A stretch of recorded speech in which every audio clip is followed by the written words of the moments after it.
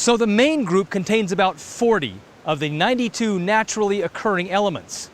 But that leaves well over half of the elements unaccounted for. Where are they? Earlier, we pulled out a section of the elements to clarify the main group.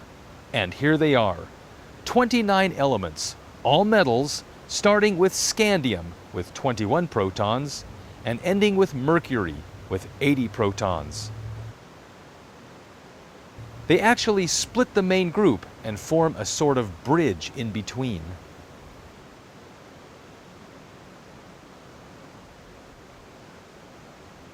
But this transitional bridge didn't always exist in the periodic table.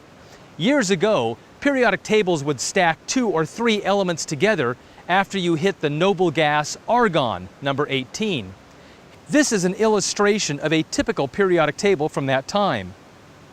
But our periodic table looks like this, with all these elements in their own boxes, and the main group divided with all these elements forming a bridge between the two sides.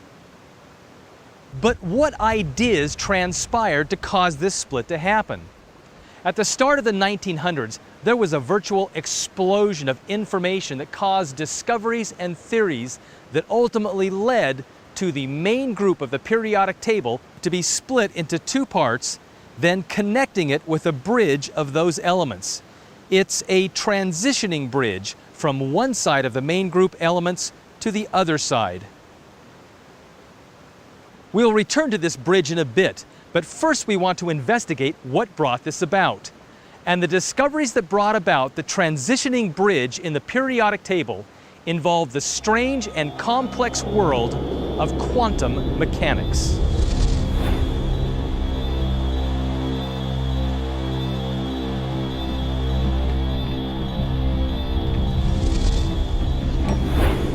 If I hit this cue ball with this cue stick, you can pretty much guess what will happen. The ball will roll down the table, strike another ball, which itself will roll down the table, and then fall into the pocket.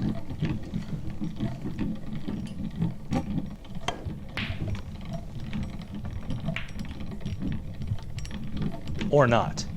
If you know what you're doing, the results can be very predictable.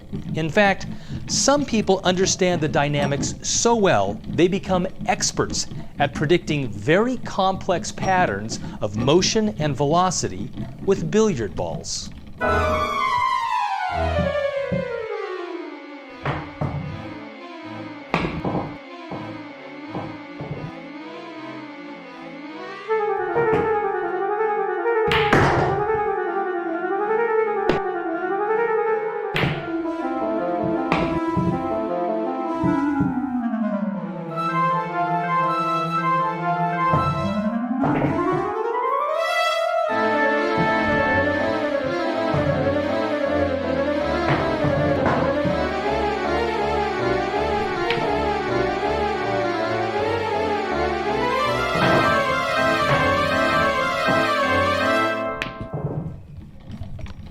Sir Isaac Newton, often recognized as the greatest scientific genius of all time, described the mechanical rules explaining why this happens, and his theory is often called the clockwork universe theory.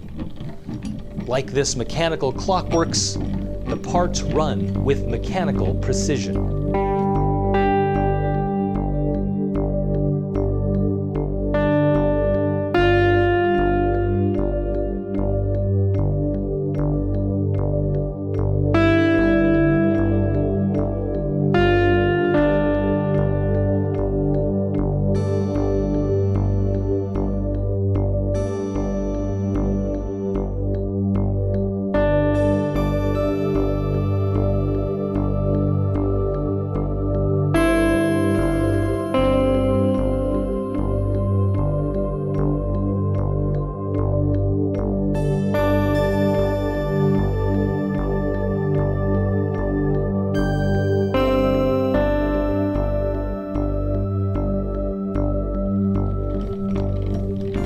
Newton's rules of motion helped us to understand the motion of objects like planets and space shuttles and billiard balls.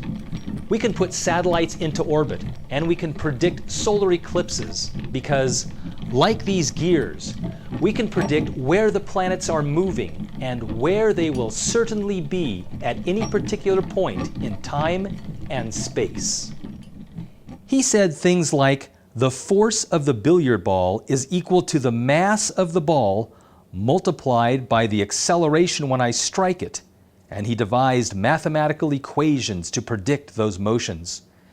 He also discovered that the ball, or any body, will continue in motion until acted on by an external force, like the side of the pool table or another billiard ball.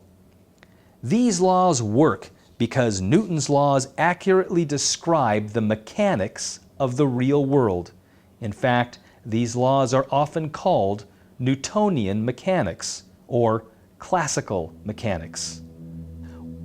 However, when these same mathematical laws were applied to the infinitesimally small world of the atom, the predictions didn't go very well. For example, in the very, very small world, classical mechanics said that the very small electrons should quickly lose energy and instantly crash into the nucleus. But this isn't what is happening in the real world, is it? Atoms are actually very stable. They aren't just spontaneously crashing in and blowing everything up, fortunately.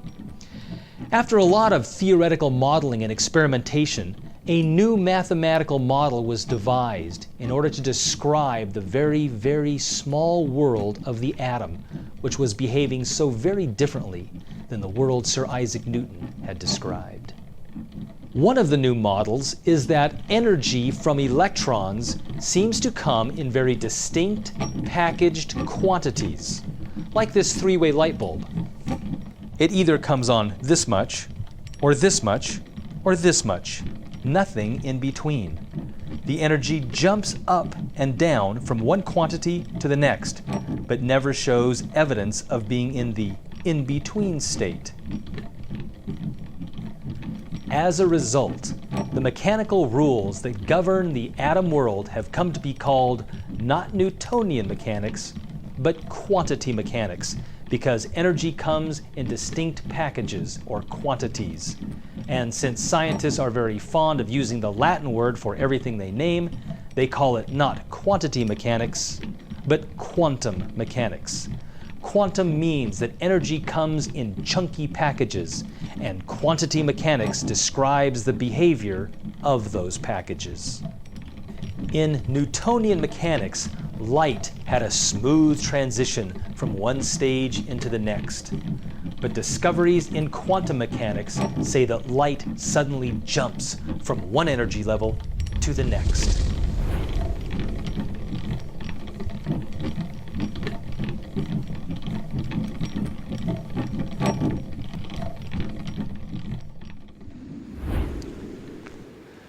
There's a connection here to something we talked about earlier. Remember how science used to think that matter was continuous? That solids were solid front to back? I mean, that's the way it appears to us on this level. But it turns out that matter is made up of tiny packages, a distinct quantity called an atom. And likewise, the traditional view of energy was that it flowed continuously like light from the sun. I mean, that's the way it appears to us on this level. Sunlight just seems to pour out on us, like on this sunny day. But now it appears that energy, like matter, is also made up of tiny packages, a distinct quantity called a quantum. Quantum mechanics is a term invented by Max Planck, who is often recognized as the father of quantum mechanics. Apparently, the atom level of reality doesn't quite behave like our level of reality. As a result, quantum mechanics is very difficult to understand, and it appears peculiar and mysterious to everyone, both to the beginner and to the experienced physicist. Even one of the greatest physicists of the 20th century, Richard Feynman, said of quantum mechanics, "I think it is safe to say that no one understands quantum mechanics." Well, then you might ask, why bother? Because it just so happens that several discoveries or theories in quantum mechanics heavily influence the way our periodic table looks, as we will see in a moment. You see, nobody really knows what atoms look like, and one of the main problems is that our eyes use light waves to see things. And compared to the size of an atom, light waves are gigantic. They pass right over the tiny atoms and thus can never be seen in the normal optical sense. It's very much like trying to pick up a single grain of dirt with one of these giant clamshell buckets. It's just not going to happen. And taking a conventional picture of an atom just isn't going to happen either. The wavelength of light is just too big and the atoms are way too small. So, based on experiments, we make theoretical models describing what an atom probably looks like. We've gone through the billiard ball model, the plum pudding model. We've gone through Rutherford's solar system model based on classical mechanics. But now the current model is based on quantum mechanics, and today the current model of the atom looks like this. A complex wave pattern-like cloud that surrounds the nucleus in a series of energy levels. This is why, when most people think of an atom, they don't think of this. They think of this. Rutherford's solar system model.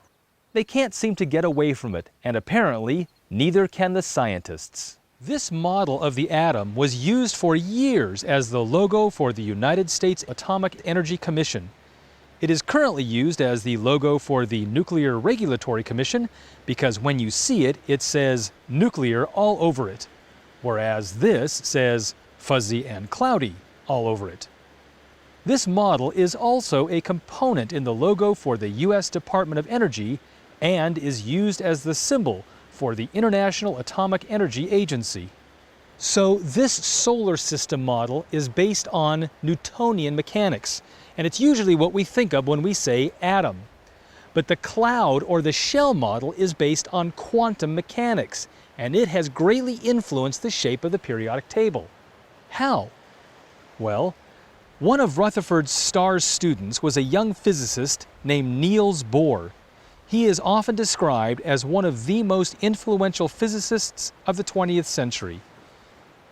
He won a Nobel Prize in physics and was part of the team to develop the atomic bomb ahead of Nazi Germany. He was a close personal friend of Albert Einstein, and for a 20th century physicist, his hair was fairly well managed. Rutherford liked the solar system model for many reasons. The planets go around the sun, and Rutherford thought electrons are moving around the nucleus in some fashion.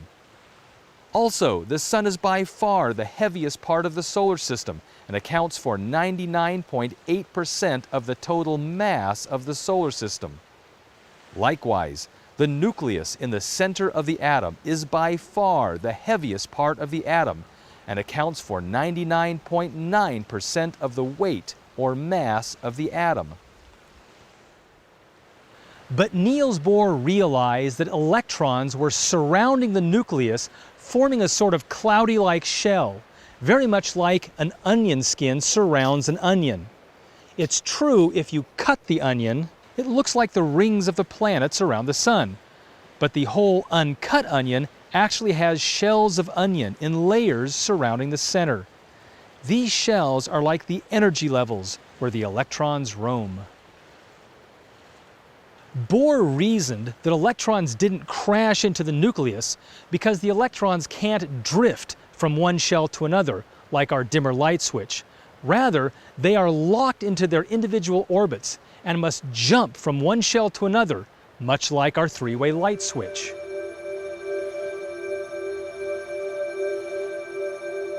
In Bohr's model, the first energy level shell can have up to 2 electrons clouding around it. In the next energy level shell, the atom can have up to 8 electrons clouding around it, and so on. The cloud model of the atom may have the advantage of being slightly more accurate as to what an atom actually looks like. But if past history has anything to say about it, the cloud model is also inaccurate, and will itself be replaced by other models in the near future as more information becomes available. The real disadvantage of the cloud model is that it's almost impossible to use it to illustrate atomic theory. By its very nature, it's cloudy, and you can't demonstrate what's going on inside. Just like nobody knows what an atom really looks like, so nobody really knows how the electrons are moving around the nucleus. So we end up making circular diagrams of atoms to help us grasp some of the basic ideas of how they work. And the solar system diagrams will help answer most of our questions as long as we remember that atoms probably don't look like this, or this for that matter, or this, or even this. They probably look like something impossible, like this, or this, or this, or this. In fact, some scientists believe that there are no solid particles at all. They believe the evidence suggests that matter is made entirely of electrical waves, and the interactions of those waves give the appearance of small electrical particles which we call electrons and protons. But until we discover the true nature of how to model an atom, most of us will stick with this, and that includes the Nuclear Regulatory Agency. They'll stick with it too. Okay, that's about as deep as we're going to get with quantum mechanics in chemistry, because it is at this point that quantum mechanics intersects with the periodic table. In Bohr's model, the important rule we want to remember is that the outermost shell never holds more than 8 electrons. As soon as it is full, a new shell develops with 1 electron. And why is this so important to Chemistry 101? You will notice in our main group that there are exactly 8 columns. 8 columns, 8 electrons? This is not a coincidence. Remember that each column contains elements that tend to act like each other: ferocious alkali metals, noble gases. The main group elements make every effort to fill their outer shell with 8 electrons, and they are happiest or most stable when this happens. Now, there are exceptions, of course, but that simple rule of thumb gives us the foundational understanding of the table.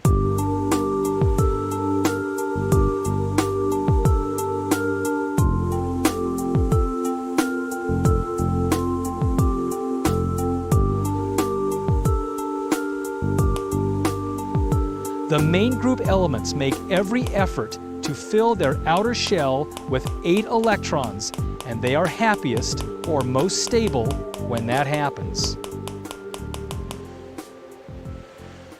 This rule helps explain why the noble gases are so noble. In fact, this rule is often called the noble gas rule. Every one of the elements in this column have 8 electrons in their outer shell. Yes, they have an increasing number of electrons and, of course, an increasing number of protons, but every one of them have their outer shell filled with 8 electrons. For example, neon is in the 8th column of the main group, along with all the other noble gases. Neon is atomic number 10, which means it has 10 protons and 10 electrons. The first shell will only hold 2 electrons, but the outer shell in neon has 8. The outer shell has 8 electrons, so it is a happy, stable element. Argon is atomic number 18, which means it has 18 protons and 18 electrons. 2 electrons are in the first shell, and 8 configured in the last shell. The rest are systematically distributed in the other shells. Krypton is in the 8th column, of course, and it is atomic number 36, which means it has 36 protons and 36 electrically balancing electrons. 2 electrons are in the first shell, and how many will you find in the outer shell? That's right, a comfortable 8. And the rest of the 36 electrons are somewhere in between. The same is with xenon. Its atomic number is 54. 8 electrons in the outer shell, making it very content, very stable, very noble. Look at our ferocious alkali metals at the other end of the table. They are all in column 1, and every one of these elements in column 1 have only one electron in their outer shell. They get heavier as they increase the total number of protons and electrons, but the outer shell in each one of these families have only one electron in them. The heavier atoms down here stuff the other electrons in the shells closer to the nucleus. For example, lithium is atomic number 3, which means it has 3 protons and 3 electrons. 2 electrons in the first shell, but only 1 in the outer shell. Since the rule is that the atom is most stable with 8, this must be a very unstable element.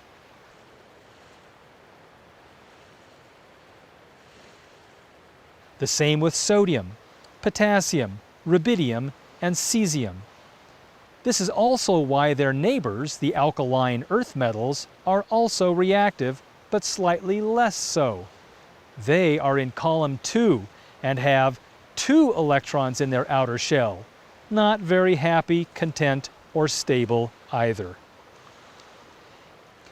If an atom has less than 8 electrons in its outer shell, the only way it can fill that outer shell is by bonding with another atom that has a similar problem, so that by sharing electrons, they will both have a content 8. Over here, the halogens are in the 7th column of the main group, and, amazingly enough, they have 7 electrons in their outer shell. Close to 8, but desperately looking for that one electron to bond with and stabilize. Now, where can they find one electron? Well, the most obvious place is from the alkali metals that all have one electron they want to share.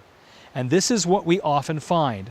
For example, chlorine with 7 outer electrons chemically bonds to sodium by electrically sharing the one outer electron to make a noble 8-electron outer shell. The result is sodium chloride, table salt. Or bromine, again in the 7th column of the main group, has 7 outer electrons. It will share an electron with, say, potassium at the other end, because potassium has one outer shell electron that it really wants to loan out. Together, they form potassium bromide, another salt used as a sedative drug. Or take magnesium in the alkaline earth metals. It's in the 2nd column and thus has 2 outer shell electrons to share. It will often combine with 2 chlorine atoms because each chlorine atom has 7 outer shell electrons and is looking for 1 more to be complete. So, the magnesium atom with a couple spare electrons links up with 2 chlorine atoms and makes magnesium chloride, a common road deicer in the winter. Or take one more example. Oxygen is in the 6th column of the main group, and thus it has 6 outer electrons. It wants 2 more electrons, since 6 and 2 makes the magic 8. Now hydrogen has 1 electron in its outer shell, so it would take 2 hydrogen atoms to make the 1 oxygen atom happy. And this is exactly what happens, and it happens often. By sharing, all 3 atoms are stable, are happy with 8 shared electrons in their outer shell, 2 hydrogens, 1 oxygen, 2 H's and 1 O chemically combine to form H2O, water.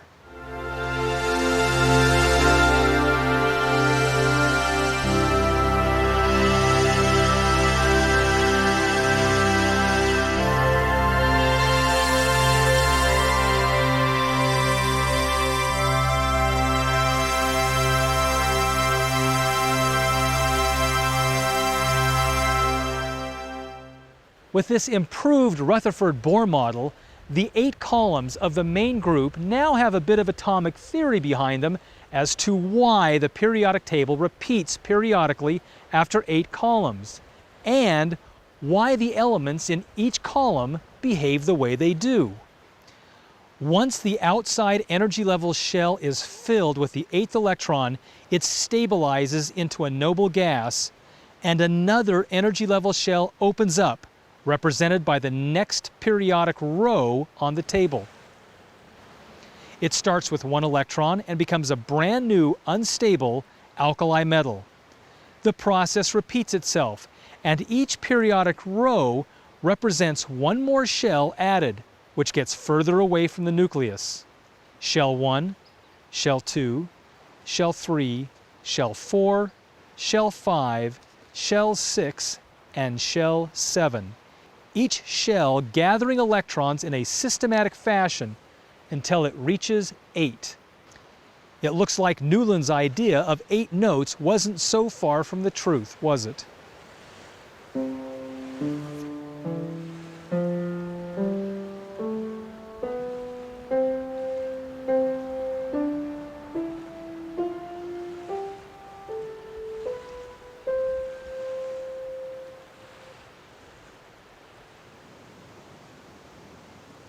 Which brings us back to the bridge. Remember Dalton's hook theory? The valor or valence of an atom was the mechanical hooks that linked the atoms together. Today, the valence theory is electrical attraction, and the outermost shell is usually called the valence shell because it contains the valence electrons, the strength electrons that hook the atoms together. It is the valence theory that ultimately caused the split in the main group and created the transitioning bridge. Because when it came to this huge group of elements, it was found that they did not want to follow the rule of adding valence electrons to the outer group like the main group did. Isn't that just typical? Instead, these elements were almost always adding electrons to the second to last shell, not the outermost shell. In other words, their valence shell is not the last shell, but the second to last shell, just before the outer shell. So, here's potassium with 1 electron in the outer shell, calcium with 2. Then the next heaviest element is scandium, also with 2 electrons in the outer shell, like calcium in the main group. The next heaviest is titanium, also with 2 electrons, like calcium over in the main group, and vanadium too. These elements are like a squirrel secretly burying acorns in the second to last shell, while their outer shell stays pretty much the same. For this reason, the main group was sort of extended out by this bridge until we arrive at zinc, with 2 electrons in its outer shell, but 18 in the second to last energy level shell. Then we're back in the familiar territory of our predictable main group, adding electrons to the outermost shell again. Gallium in column 3 with 3 electrons in the outer valence shell, and on to the noble gas krypton with a comfortable 8 valence electrons. The group forms a bridge between the left side of the main group that ends with 2 electrons in the outer shell, and the right side, which continues with 3 electrons in the outer shell. Thus, these elements became collectively known as the transition metals. This whole theory of how electrons position themselves is known as electron configuration. The last distinct group formed by this theory is placed here in the periodic table and begins with the element 57, lanthanum, in this row, and element 89, actinium, in this row. They are called, without too much surprise, the lanthanoid and actinoid series. The main group adds electrons to the last shell. Transition metals add electrons to the second to last shell, and, you guessed it, this group adds electrons to the third to last shell. The lanthanoids are also known as the rare earth elements. They are called the rare earth metals because at the time they were discovered and isolated, only small amounts could be produced. The name lanthanoid even means I am hidden. But some of the rare earth elements aren't rare at all. In fact, some are more abundant than gold or silver. But the name stuck. All of the actinoid elements are radioactive, and most are man-made in nuclear reactors for reasons we will see later. These two groups are sometimes called the inner transition metals, since they appear in the periodic table inside of the transition metals. And thus, our modern periodic table has finally arrived. The organization of the table is primarily based on three features of atomic structure. First, they are listed according to their atomic number, the proton number, each atom having one more proton than the element before it. Second, they are organized according to how many electrons are in the outer shell. 1 electron, 2 electrons, 3 electrons, 4 electrons, 5 electrons, 6 electrons, 7 electrons, and 8 noble electrons. Finally, they are organized as to which shell is their valence shell, the shell electrons are added to. The main group uses the outer shell. The transition group uses the second to last shell, and these generally put new electrons in their third to last shell. These are technical features of our current atomic theory, and this organization produces the familiar periodic table families: alkali metals, alkaline earth metals, transition metals, poor metals, nonmetals, metalloids, halogens, noble gases, rare earth metals, also called lanthanoids, and the radioactive elements, which include the actinoid series. It is very seldom that you will see a periodic table presented in the long form like this, because it takes up so much space. Almost every periodic table drops the lanthanoid-actinoid series out of the table and puts it at the bottom where there's more room. That way you can still see the whole table without having to use micro-printing to label the elements. Plus, shortening the table allows scientists to easily number each of the columns, which I suppose at this point could use a little explanation.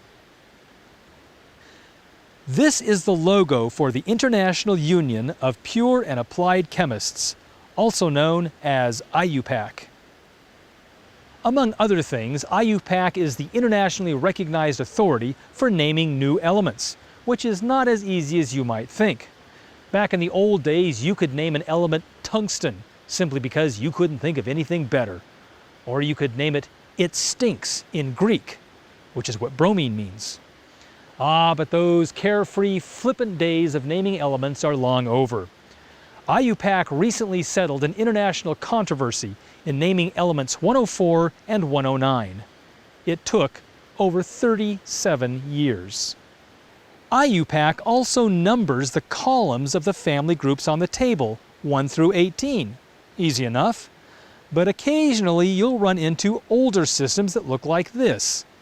The main group was numbered with Roman numerals 1 through 8, and the letter A added to show it was a main representative group. Then they numbered the transition elements 1 through 8 and added the letter B to separate it from the main group. Plus, the Europeans and the Americans used different numbering and lettering schemes. This caused years of confusion, and the new system has officially and happily been in effect since 1990. As a bonus, the numbering for the main group still shows how many electrons are in the outer shell: 1, 2, 3 in 13, 4 in 14, 5 electrons in 15, 6 in 16, 7 in 17, and a noble, happy, stable 8 in 18. So, this is our current model of the periodic table. It can be displayed in a number of different ways. When you see a periodic table that has the same color running horizontally, they are probably emphasizing the number of electron shells 1 through 7. This table, they are emphasizing the families.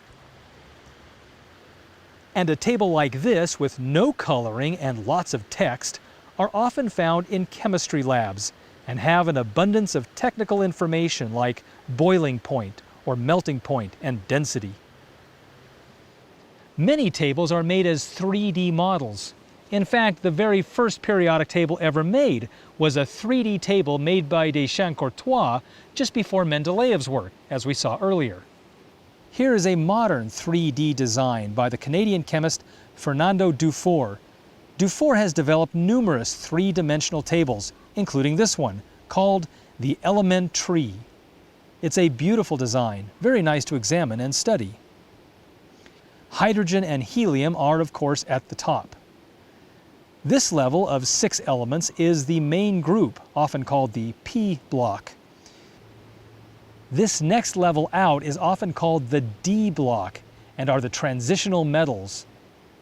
Finally, the lanthanoid and actinoid series are here. It starts with La, as you can see, and it goes all the way around. Same with actinium. You can see how a 3D model shows the beautiful arrangement of the periodic table. And there's a tremendous amount of information on this particular table. Here's another 3D version, a wooden version, that shows the various periods stacked up on each other. And here's an interesting 3D model, the Alexander arrangement by Roy Alexander. You can see how Alexander has taken the main group and joined it together in a central unbroken spiral core, starting with this hydrogen crown and spiraling from the alkali metals to the noble gases all the way here. This section connects on here, extending out and forming the transition metals. And the lanthanoid rare earths and the actinoids, the radioactives, extend out here. These models give a nice three-dimensional feel for the periodic table, since we live in a 3D world. The famous physicist Glenn Seaborg once commented that the Alexander arrangement was his favorite table. Another interesting arrangement is the left step periodic table, also called the Genet table, developed by chemist Charles Genet. Like the 3D models, it moves the main group back together and gives a more uniform appearance to the table. Thus, all the outer shell valence elements are here. The second to last valence shell elements, known as the transition metals, are over here, and the third to last valence electron elements are over here. Beside the hands-on 3D tables and the interesting Genet table, has anyone ever suggested a different design for the periodic table? Oh yes. In fact, since Mendeleev's day, there have been over 700 different designs for the periodic table, and here are a few of them.